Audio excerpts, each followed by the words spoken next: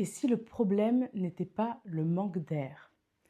Tu prends une grande inspiration avant ta phrase et pourtant l'air te manque. C'est parti. Bienvenue, moi c'est Laurentia. Ravie de te retrouver ici.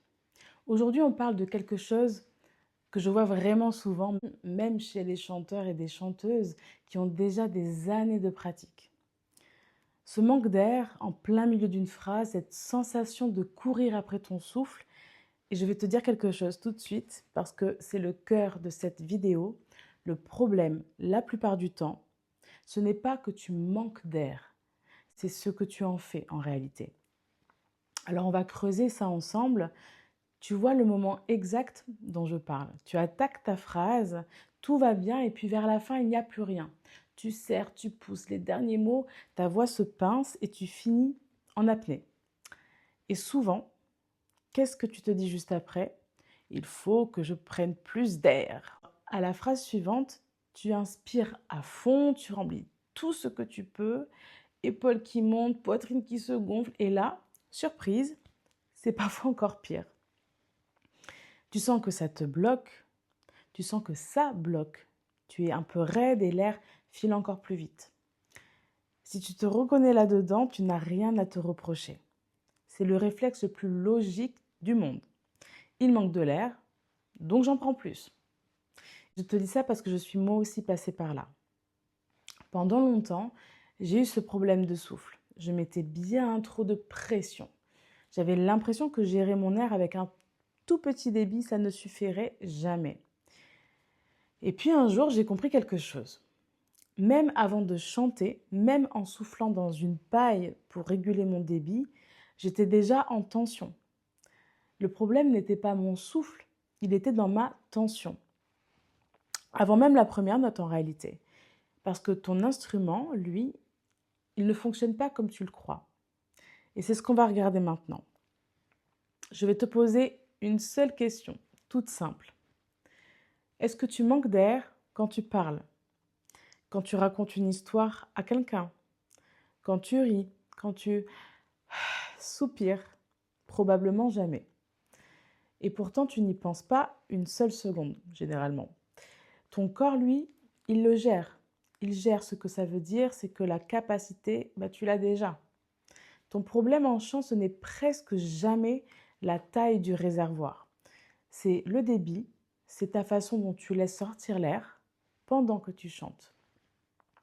Imagine un ballon de baudruche. Si tu lâches l'ouverture d'un coup, il se vide en une seconde en faisant ce bruit un petit peu ridicule qu'on connaît tous.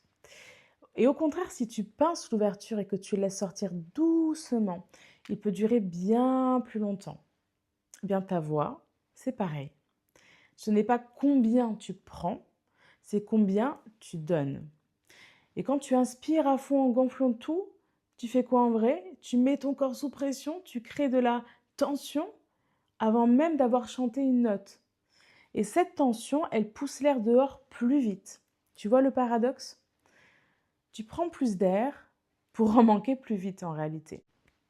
Je vais te faire une démo sur Adele, voyons, Someone Like You. Tout le monde devrait la connaître à peu près.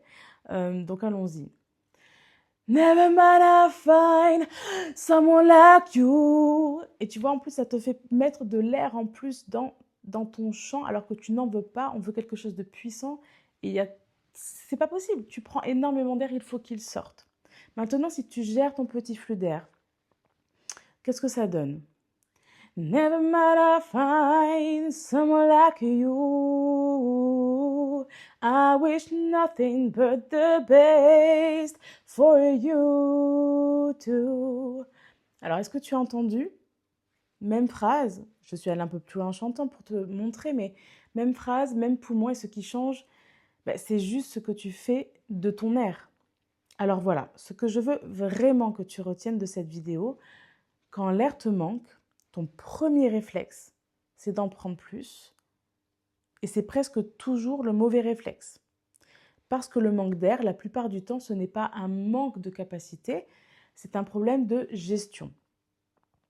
Et très souvent, derrière cette gestion, il y a une tension. Une gorge un peu serrée, une mâchoire crispée, un ventre verrouillé parce que tu as peur de ne pas y arriver. Et tout ça, c'est comme un tuyau d'arrosage sur lequel tu marches sans t'en rendre compte. L'eau force, mais elle passe mal.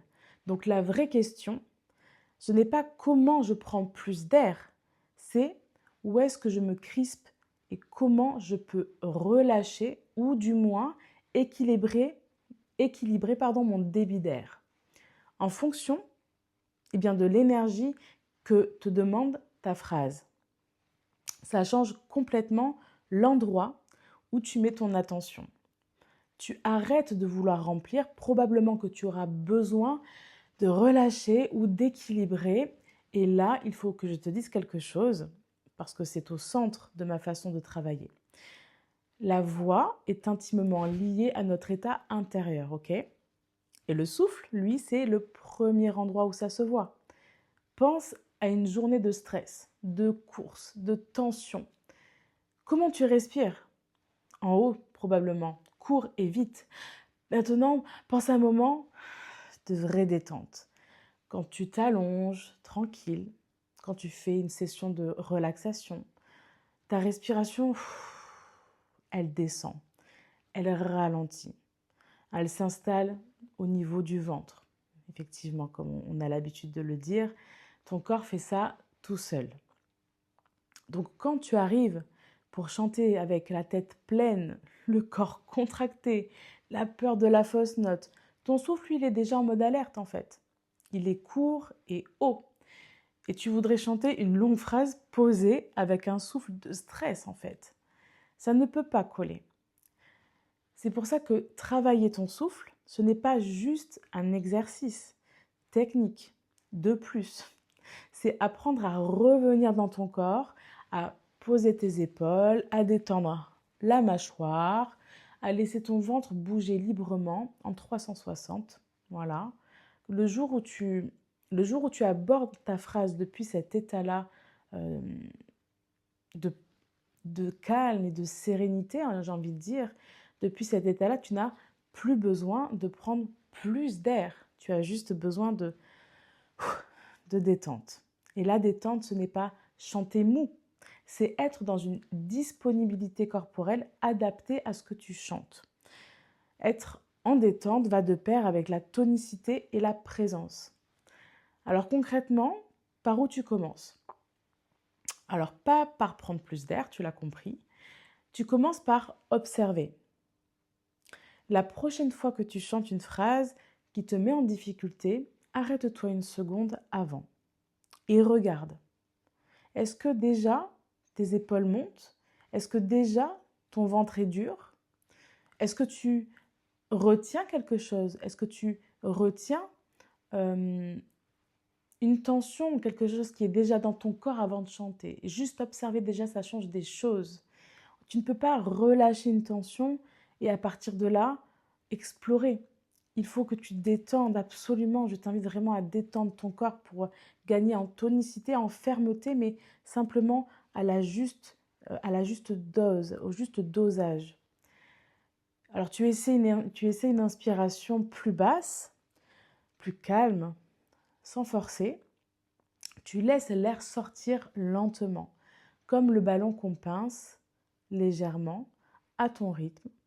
Il n'y a pas de bon délai universel. Il y a ton bon délai à toi.